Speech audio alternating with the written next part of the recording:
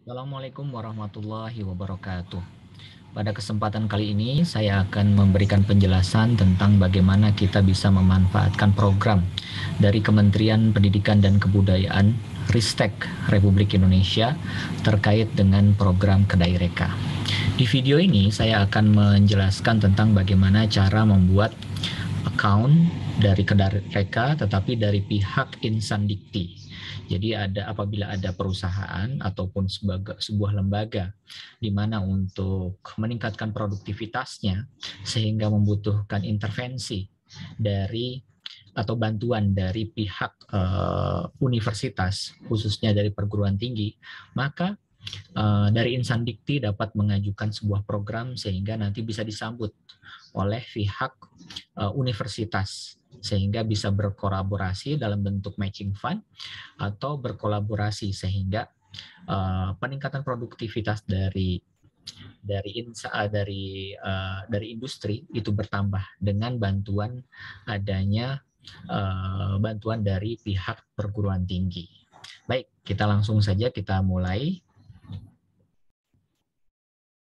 Langkah pertama, kita bisa masuk ke Kedai Reka, websitenya Kedai Reka. Anda bisa search di Google, Anda tulis saja Kedai Reka. Di sini. Di sini ada tulisan Kedai Reka Kampus Merdeka, kemudian Anda klik. Nah, di dalam laman ini Anda bisa melihat ada akademi, ada industri.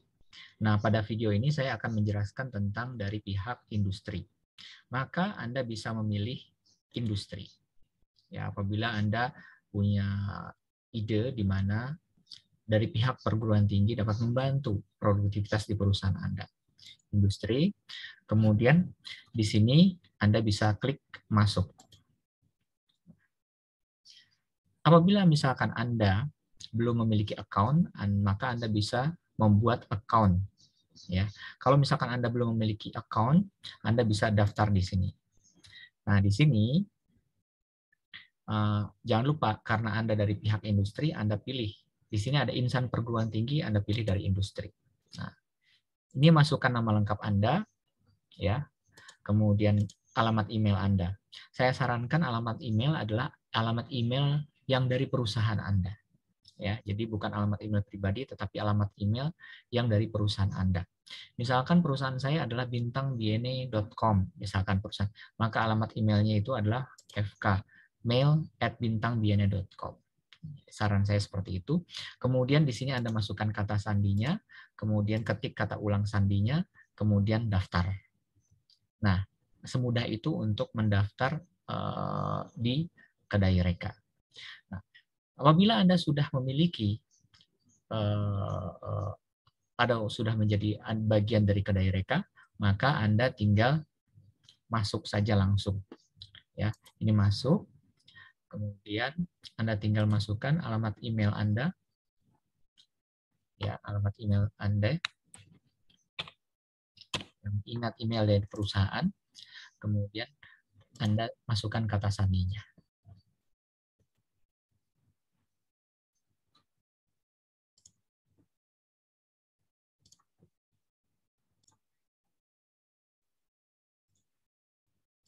Nah, kemudian setelah itu Anda bisa langsung klik masuk.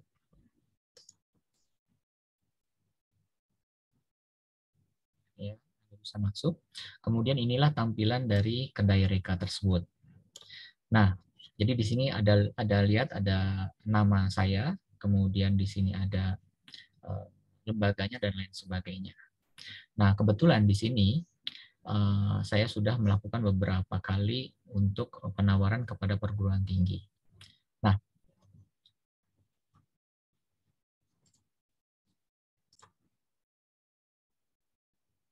baik, kita akan lanjutkan dengan program Kedai Rekanya.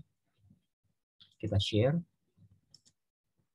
Nah, apabila Anda sudah masuk ke dalam aplikasi, ke dalam website Kedai Reka ini, sebenarnya di sini ada panduannya. Ya, Anda bisa tinggal klik unduh panduan di sini. Nah, maka Anda akan memperoleh zip-nya di sini. Kemudian Anda tinggal bisa membuka zip-nya itu seperti apa. kemudian di sini ada panduannya.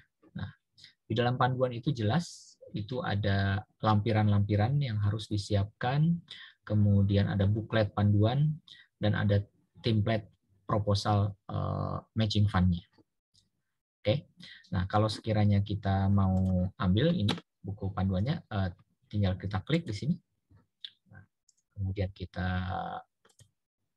buka, kemudian kita copy, dan kita masukkan ke dalam folder yang ada di laptop kita. Nah, apabila Anda dari pihak industri akan mencoba untuk membuka peluang cipta, di mana peluang tersebut akan membantu pihak industri dalam melaksanakan kegiatannya, dan memerlukan intervensi atau bantuan dari pihak perguruan tinggi, maka kita lakukan buka peluang cipta di Kedareka tadi. Nah, caranya itu sangat mudah. Di sini saya share lagi. Nah, di sini ada kolom buka peluang cipta. Ya, Anda klik di sini, maka Anda akan masuk ke kolom tersebut. Yang pertama, Anda tinggal masukkan judul peluang cipta. Nah, kebetulan di sini saya bergerak di dalam membuka program paket B, paket C di Hong Kong, yang intinya kita membantu para pekerja migran Indonesia untuk bisa menyelesaikan studi sekolahnya untuk paket A, SD, paket B, SMP, paket C, SMA. Tentunya kami sangat memerlukan bantuan dari perguruan tinggi, sehingga siswa-siswa kami yang ada di Hong Kong tersebut bisa memperoleh peningkatan kapasitasnya. Misalkan judul peluang ciptanya Anda ingin melakukan workshop terkait dengan literasi dasar. Ini judul peluang ciptanya, workshop literasi dasar untuk pekerja migran Indonesia. Tentunya di sini kita memerlukan pihak perguruan tinggi sehingga mereka dapat berbagi pengetahuan dengan para pekerja migran kita. Apapun, misalkan Anda ingin melakukan perancangan tentang sistem informasi yang dapat membantu industri, Anda tulis saja di sini perancangan sistem informasi misalkan. Nah, ini judul peluang cipta. Kemudian Anda pilih di sini bidang. Nah, di sini macam-macam, ada bidang kalau misalkan pendidikan, Anda pilih pendidikan. Kalau misalkan bidang budaya, Anda pilih budaya. Atau humaniora misalkan, atau apapun bidang. Kalau misalkan Anda misalkan ingin melakukan pelatihan untuk pekerja sehingga pekerja tersebut bisa menjadi guide, berarti bidang pariwisata misalkan. Kalau misalkan Anda dari pihak industri membutuhkan bantuan perguruan tinggi sehingga dapat melakukan perancangan terhadap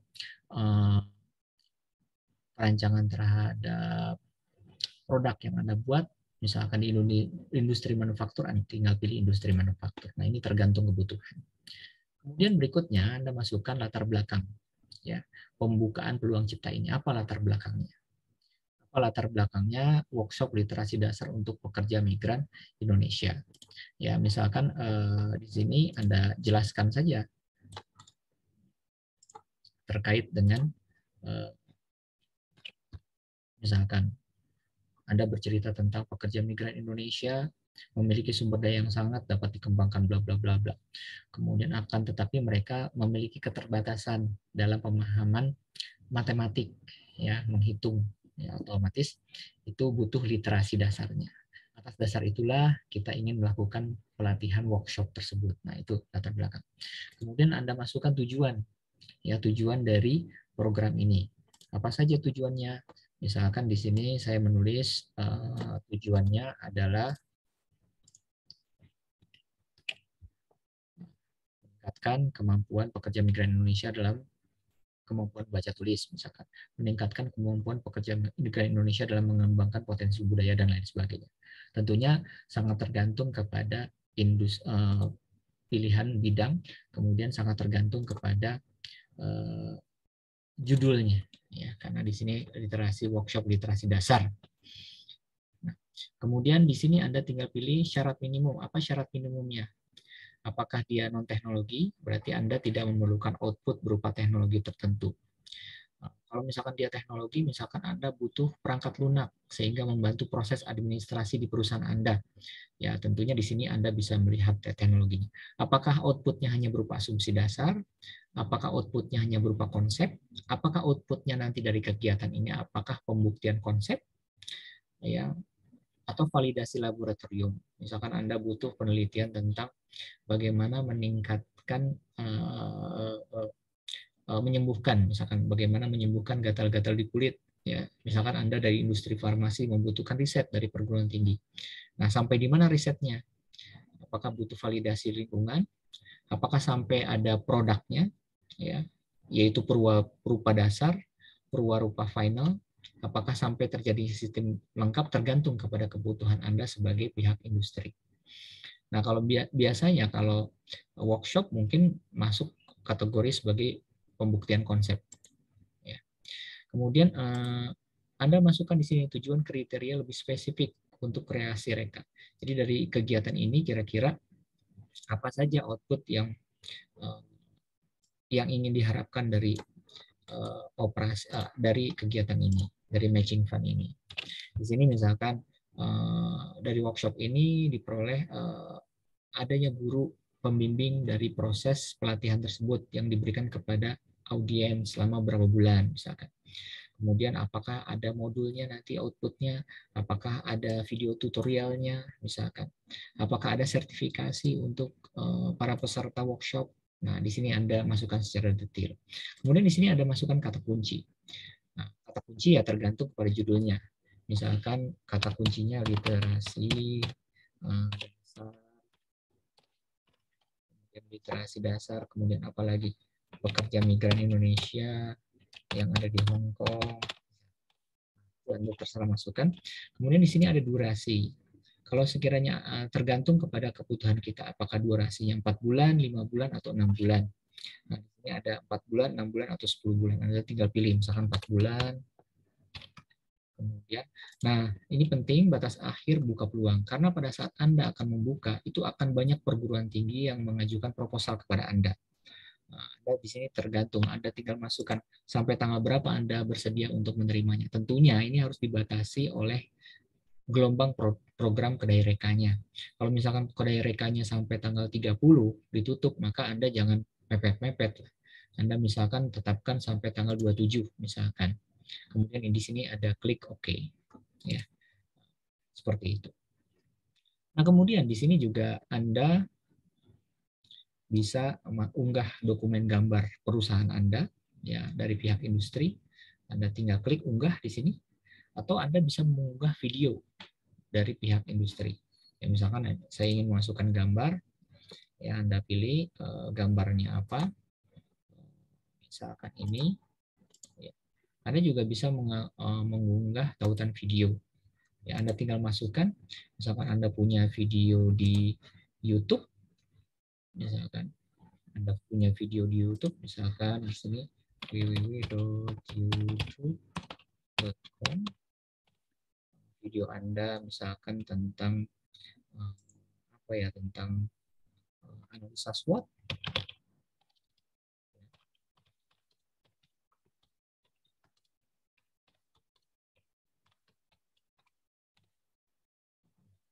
Misalkan videonya seperti ini. Ya. Kemudian, nah di sini biasanya ada linknya. Anda copy saja linknya, copy linknya. Kemudian Anda masuk lagi ke kedai reka. Anda masuk lagi ke kedai reka.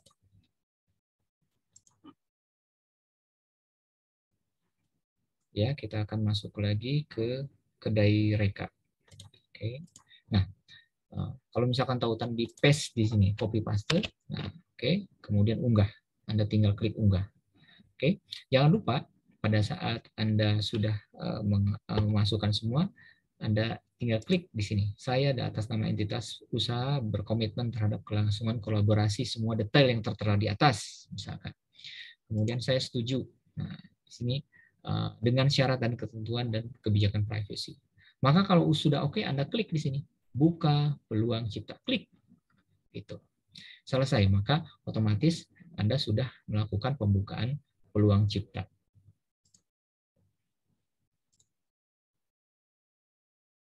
Kita lanjutkan. Nah, setelah Anda klik buka peluang cipta tadi, maka otomatis peluang-peluang Anda akan tertulis di sini. Nah, tadi misalkan workshop tentang 3 literasi dasar.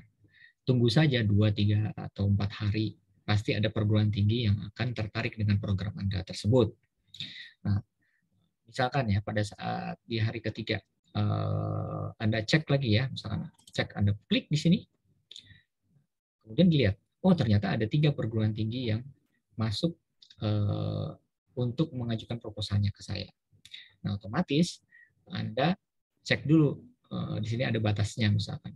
Nah, keputusannya ada 2. Kalau misalkan Anda ingin tahu misalkan dari sebuah perguruan tinggi, maka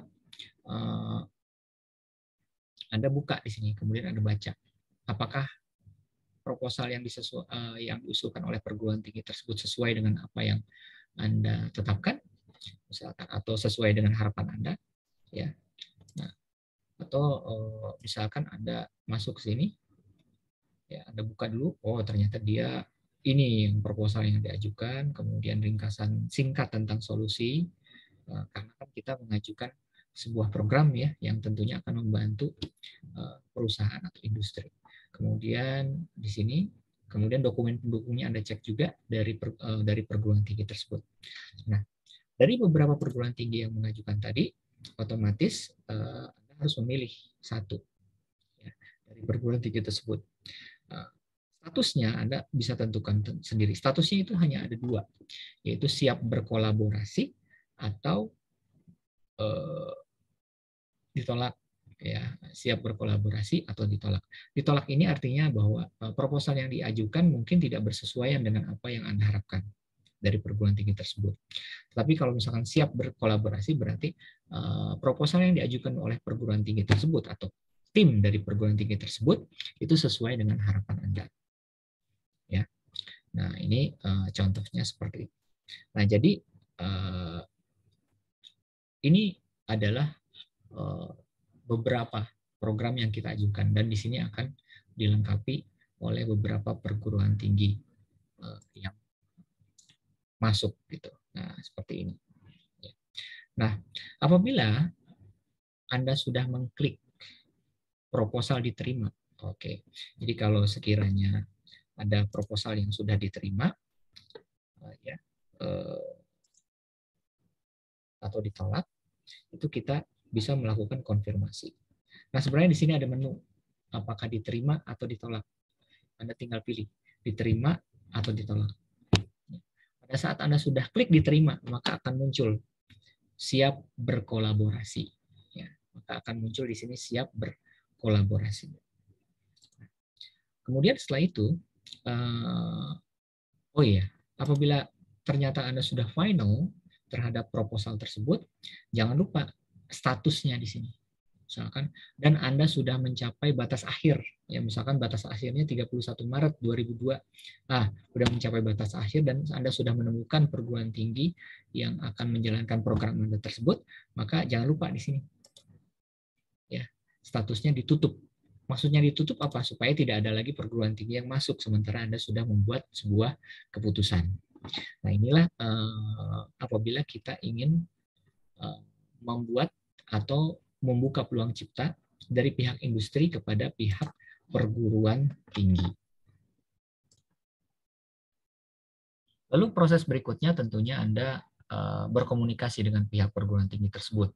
Anda melakukan penandatanganan MOU antara pihak industri dengan perguruan tinggi tersebut. Kemudian Anda sama-sama melihat bagaimana proposal detail yang mereka buat.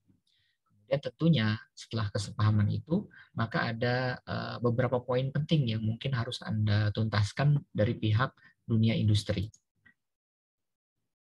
Dari dokumen-dokumen yang diunduh tadi, otomatis pihak perguruan tinggi nanti akan menyiapkan semuanya. Jadi Anda tinggal membuat sebuah komitmen, kebutuhan Anda, kemudian kesanggupan kita dalam berkolaborasi dengan perguruan tinggi tersebut. Nanti pihak perguruan tinggi akan memberikan kepada Anda dokumen yang perlu Anda isi terkait dengan persyaratannya. Dokumen yang pertama perlu Anda isi yaitu tentang dokumen ini. Kesediaan, ya, pernyataan komitmen, ya, pernyataan komitmen mitra, namanya pernyataan komitmen mitra. Nah, pernyataan komitmen mitra ini nanti ada formatnya seperti ini. Kemudian tentunya setelah berdiskusi atau bersepakat dengan pihak perguruan tinggi ya.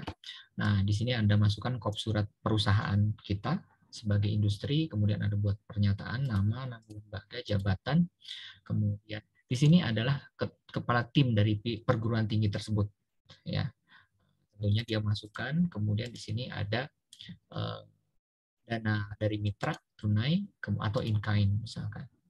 Nah, di sini dana tunai atau in kind itu tentunya diisi berdasarkan kesepakatan pihak industri dengan pihak industri dengan perguruan tinggi. Jangan lupa nanti di sini Anda harus mencantumkan nama, tempat, tanggal, bulan, tahun, kemudian tanda tangan di atas materai dan stempel perusahaan. Kemudian ini nanti akan diberikan kepada pihak perguruan tinggi. Itu dokumen pertama yang terpenting. Kemudian tentunya ada MOU ya antara pihak perguruan tinggi dengan industri kita. Berikutnya ada satu dokumen lagi yang perlu kita dokumen tersebut adalah ini. Surat perjanjian kepemilikan hak kekayaan intelektual. Ya. Di sini ada pihak pertama, ada pihak kedua dengan pihak universitas dan tentunya ditandatangani oleh ketua tim. Ya. Nah, ini tidak perlu pakai materai, tetapi di sini pihak pertama kita stempel, kemudian ini pihak kedua ketua tim dan tentunya mengetahui rektor dari perguruan tinggi tersebut yang mengajukan proposal tersebut ke kita. Nah, itu dua dokumen tersebut mungkin harus segera dituntaskan, kemudian diberikan ke perguruan tinggi. Nanti setelah itu perguruan tinggi akan mengupload proposal lengkap, kemudian kepada pihak Kemendikbudristek. Ya, nanti ada proses seleksi yang dilakukan oleh Kemendikbudristek.